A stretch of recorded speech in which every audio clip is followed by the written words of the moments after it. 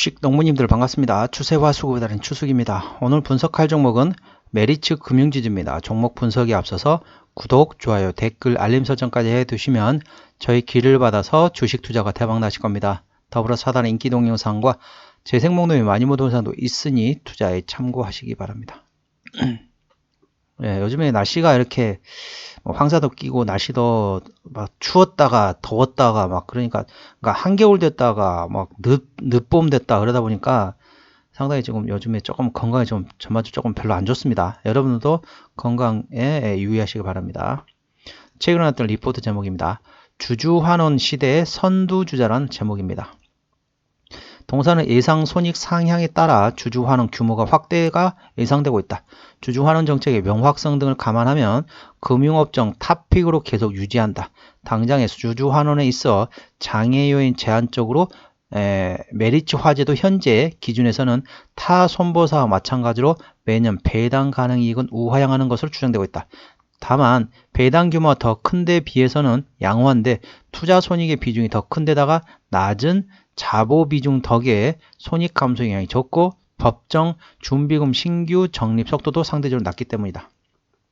그러니까 이제 이제 금융주 동사 이제 메리츠 금융지주잖아요. 그러니까 손보사 생명보험 있지만은 자 일단 이를 보시면 되겠습니다. 이제 보험회사는 두 가지 부류가 있잖아요. 첫 번째는 손보, 자 손해보험이 있고요. 하나는 두 번째는 뭐다? 생보, 생명보험. 쉽게 말하면 이 두 가지를 보시면 되는데 이 두 가지를 똑같다고 보시는 분들이 상당히 많으세요. 주식 초보자분들은 야 보험회사는 뭐 때문에 오르지? 예를 들면 금리 때문에 오른 건가? 라고 생각할 수 있겠습니다. 자, 두 가지 완전 다릅니다. 자, 손보사하고 생보사가 뭐가 다르냐? 자, 손해보험사, 쉽게 말하면 화재 있잖아요. 화재. 무슨 화재보험. 그 손보사들은 뭐가 있냐면은 이제 쉽게 말하면은 그렇습니다. 손보사 같은 경우는 손해사고율이 되어 있습니다. 그러니까 예를 들면 자동차 보험 같은 거 보면 어떻습니까? 자동차 보험이나 화재보험이나 그런 거 어떻습니까? 사고 건수입니다. 사고율이 얼마나 되느냐? 그게 뭐가 중요하냐면은 우리 이런 경우 있습니다. 자, 코로나 시국 때 지금 이제 코로나가 해제됐잖아요. 코로나 시국 때 어땠습니까? 사람들이 전부 다 가만히 있었어요. 외국으로도 못 나가죠. 국내에서도 여행을 잘 못 갑니다. 사람들 밀집된 산미를 가지 말라고 얘기했잖아요. 산미를 조심하라고. 그렇기 때문에 사람들 전부 다 어떻다? 집에 있습니다. 밖에 나가서 밥도 안 먹어요. 밥도 안 먹고 술도 안 먹고 출근했다가 퇴근했다가 그밖에 안 해요. 출근했다가 집으로 가고 다시 퇴근하고 다시 또 아침에 출근하고. 그렇기 때문에 밖에 돌질 않습니다. 차도 운행 잘 안 하죠. 밖에 돌진 않아요. 그럼 어떻죠? 사고 날 확률이 낮아요. 사고 날 확률이 없잖아요. 왜냐면은 어디 움직이지 않으니까 외국을 나가지도 않고 국내에서도 돌아다니지도 않고 술도 안 먹고 술도 밖에서 안 먹고 밥도 밖에서 안 먹고 맨날 집에서 출근했다가 집에 있다가 출근했다가 집에 있다 이러다 보니까 사고가 거의 안 납니다. 그러니까 어떻다? 손해보험사 입장에서는 손해사고율이 낮아지니까 어떻다? 상당히 실적이 좋아진다는 거죠. 그 반대 개념은 뭐냐? 반대 개념은 이제 사람들이 코로나가 끝나니까 어떻습니까? 돌아다니는 거죠. 외국으로도 나가고 그리고 또 날씨가 좋으니까 어떻습니까? 밖으로 차 끌고 돌아다니는 거죠. 사람이 많아도 예전에는 코로나 때문에 못 갔습니다. 지금 어떻습니까? 사람들이 많더라도 코로나 끝났는데 요즘 마스크 쓰고 다니는 사람이 있습니까? 저 같은 경우는 마스크 쓰고 다녔습니다. 여름부터. 그러니까 이 코로나 때부터 지금까지 계속 마스크 쓰고 있어요. 아직까지도 다행히 한 번도 코로나에 걸린 적이 없어가지고 지난 12월 달에도 한 달 전쯤에도 제가 코로나 예방주사를 맞았습니다. 계속 맞고 있지만은 전반적으로 어떻습니까? 사람들 마스크 잘 안 쓰잖아요. 그리고 전반적으로 어디 밖에 막 돌아다니잖아요. 밖에 나가 술 먹고 그다음에 밥 먹고 해외여행도 가고 국내에서도 막 여기저기 돌아다니고 그러잖아요. 그러면 어떻다? 사람들이 움직임이 많으면 사고 건수가 많아진다. 손보사 입장에서는 손해사고율을 그러니까 사고율을 예의주시하시면 되겠고요. 자, 생보사 같은 경우는 생명보험사 같은 경우 어떻습니까? 사람들이 생명보험에 딱 돈을 넣잖아요. 보험에 넣잖아요. 그럼 그걸 어떻게 하냐면은 국채에다 넣습니다. 국채. 쉽게 말하면 채권 같은 게 넣어놔요. 채권에다 투자를 하는 거죠. 왜냐하면 그대로 놔둘 수는 없잖아요. 뭔가 굴려야 되니까 채권에 투자하는 거죠. 다른 말로 말하게 되냐면 뭐냐면은 기준금리가 올라가냐 내려가냐에 따라 상당히 중요하다는 겁니다. 그래서 손보사는 사람들이 활동하는지 안 하는지 그게 중요하겠고요. 생보사는 기준금리가 올라가는지 내려가는지 A주시면 되겠습니다. 그래서 미국의 지금 기준금리를 지금 어떻습니까? 뭐 올해 안에 한 뭐 많으면 3번 아니면 1번, 2번 이렇게 말하잖아요. 금리를 인하한다는 거죠. 그러면 은행주도 전반적으로 조금 안 좋은 내용이 되겠고요. 그다음에 손보사 입장에서도 그렇게 뭐 좋지는 않습니다. 그렇게 보시면 되겠고 사고 건수 같은 경우는 사람들이 많이 돌아다니는 거죠. 그래서 전반적으로 사고율이 높아지고 있다는 걸 투자에 참고하시기 바랍니다. 조금 다릅니다. 그러니까 손보사하고 생보사는 보는 관점이 다르다는 걸 참고하십니다. 손보사는 사람들이 활동력, 사고 건수에 중요하게 되겠고요. 생보사 같은 경우는 금리, 채권의 좀 더 핵심이라는 걸 투자에 참고하시기 바랍니다. 주가 위치 보시겠습니다. 한참 날아가고 있죠. 이 날아가고 있는 현재 신고가 구간이라는 겁니다. 왜 신고가 구간이냐? 이제 보통 금융사 같은 금융주사 같은 게 어떻습니까? 이제 보편적으로 전반적으로 어떻습니까? 배당 이런 게 상당히 중요하다는 거죠. 주주환원 정책이 상당히 중요하다는 겁니다. 그래서 지금 움직이는 건 뭐냐?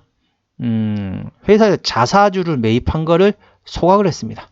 그래서 자사주 소각하는 게 주가하고 무슨 상관이 있냐라고 주식 초보자분들은 여쭤보실 거예요. 틀림없이. 아니 왜 자사주 소각하는 거하고 주가가 왜 올라간 거 무슨 상관이 있냐라고 이제 주식 초보자는 모르실 거예요. 그러니까 말씀드리게 되면은 제가 이제 주변 지인한테 그렇게 얘기합니다. 자, 방 안에 예를 들면은 10명이 있어요.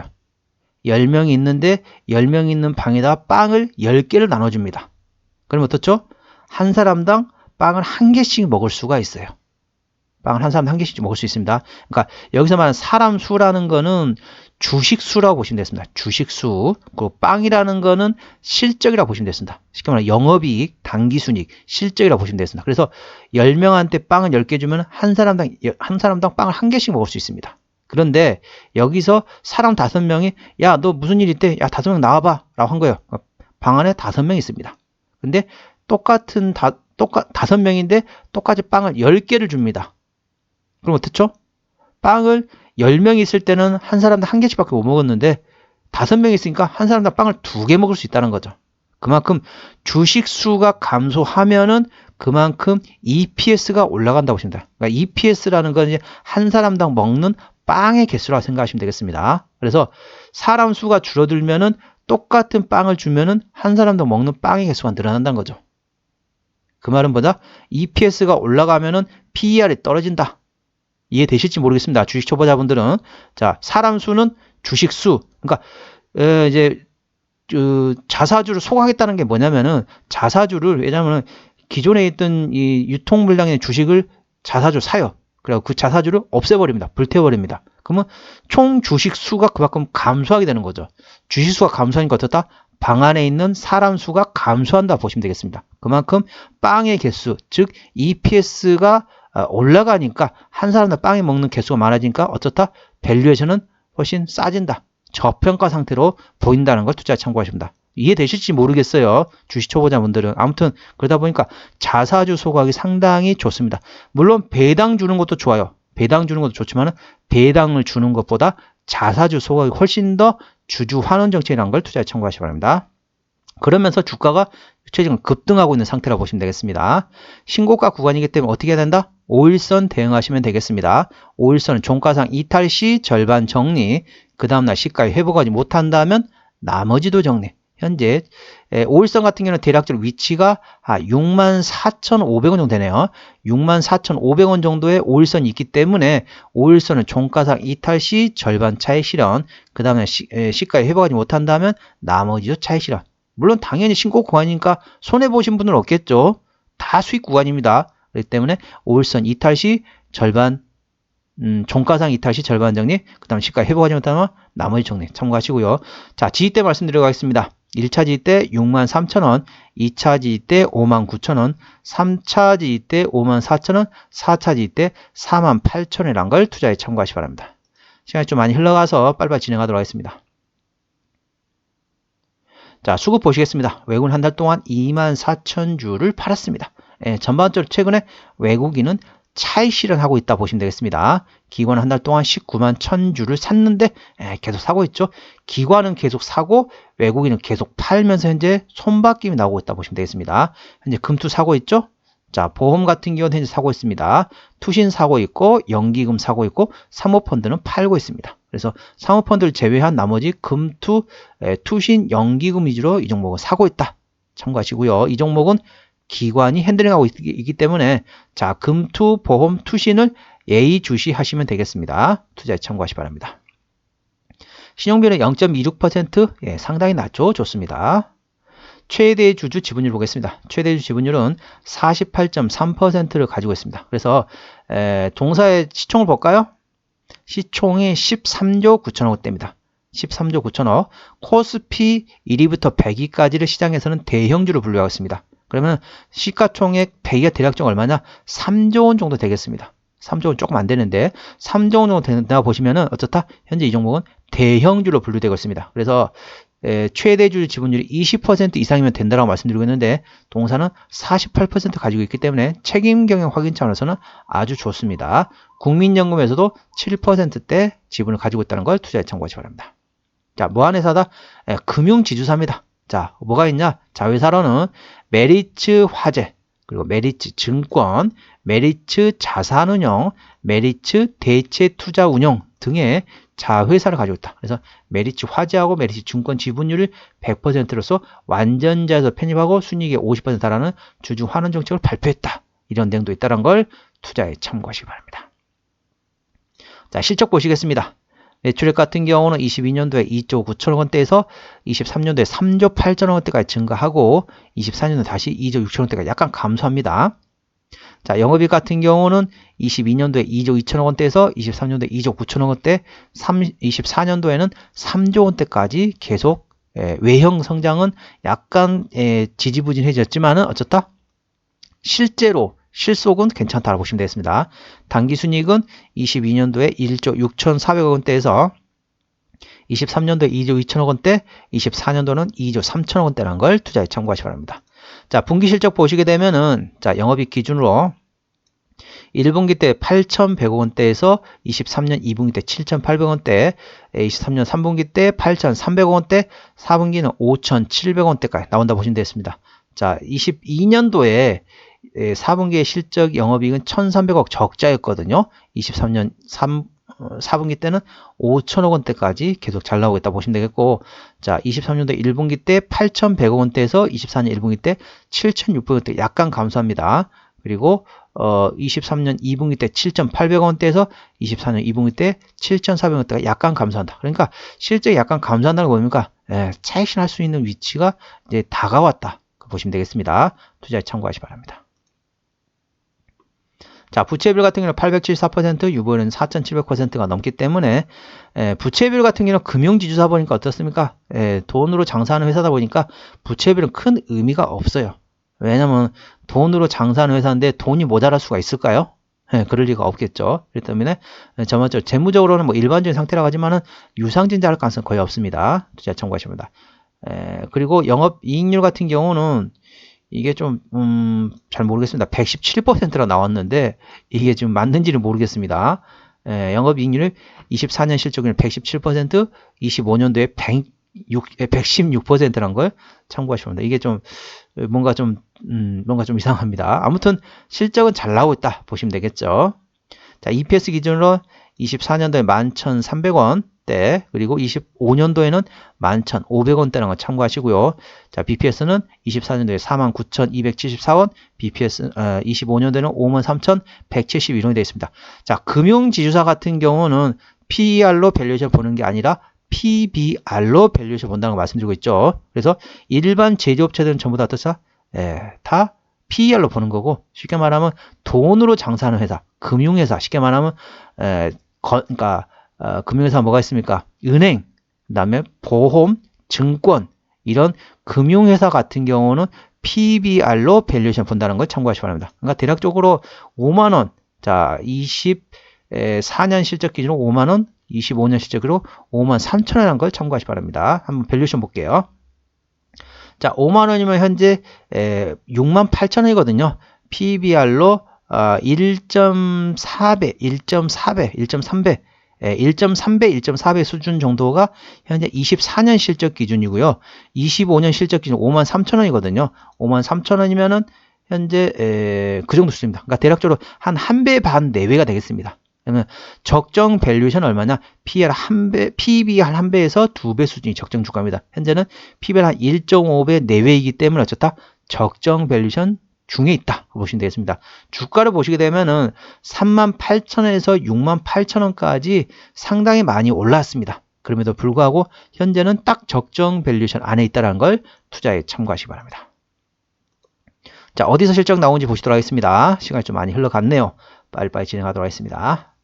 말씀드릴 거는 많고 시간은 부족하고 그렇다 보니까 말이 빨라지는데 저는 이렇게 말이 빠른 사람이 아닙니다. 원래 말이 빠른 사람이 아닌데 시간은 짧은데 말을 많이 해야 되니까 빨리빨리 하다 보니까 이렇게 됐는데 평상시 말투 이 말투가 아니라는 걸 참고하시기 바랍니다. 자, 제가 실적은 어디서 나오느냐? 자, 유가증권 쉽게 말하면 메리츠 증권에서 73% 나온다 보시면 되겠고요. 신탁운용에서 16%, 나머지 외환거래라든지 기타 이자 수익이 되겠습니다. 투자에 참고하시기 바랍니다. 자, 일단 자본금 변동 내역은 유상할 일은 없다고 말씀드렸죠. 금융회사입니다. 자, 관계사 및 연결 대상 회사로는 어디서 했죠? 자, 메리츠 화재, 메리츠 증권, 나머지 신탁회사, 그리고 메리츠 대체투자운용, 메리츠 자산운용 등이 있겠습니다. 투자에 참고하시기 바랍니다. 다 금융투자, 보험, 여신전문, 투자펀드, 자산유동화 관련된 금융자회사라고 보시면 되겠습니다. 투자에 참고하시기 바랍니다. 상당히 많네요. 쭉쭉쭉쭉쭉쭉쭉. 예. 한번 정리 한번 해보도록 하겠습니다. 자, 메리츠 금융지주 오늘 종가 68,500원입니다. 수급조는 기관이 핸들링 가운데 현재 순매수 중이고요. 기본적 분석상으로는 22년 대비 23년도 영업이 35.0% 증가했습니다. 그런데 23년 대비 24년도에는 그 정도 수준까지 아니에요. 아까 보셨던 것처럼 23년 대비 24년도에는 약간 주춤한다고 말씀드리게 되겠죠. 그리고 모멘텀으로는 안정적인 펀더멘탈, 즉 실적에 따라주고 있는 상태에서 주주환원 정책까지 나오겠다. 지금 나오는 주주환원 정책이라는 건 뭐냐? 배당 관련된 내용도 있지만은 아까 말씀드렸던 것처럼 자사주 소각이 되어 있습니다. 자사주를 소각하면서 EPS가 올라가니까 밸류에이션, PER, PBR은 떨어지고 있다.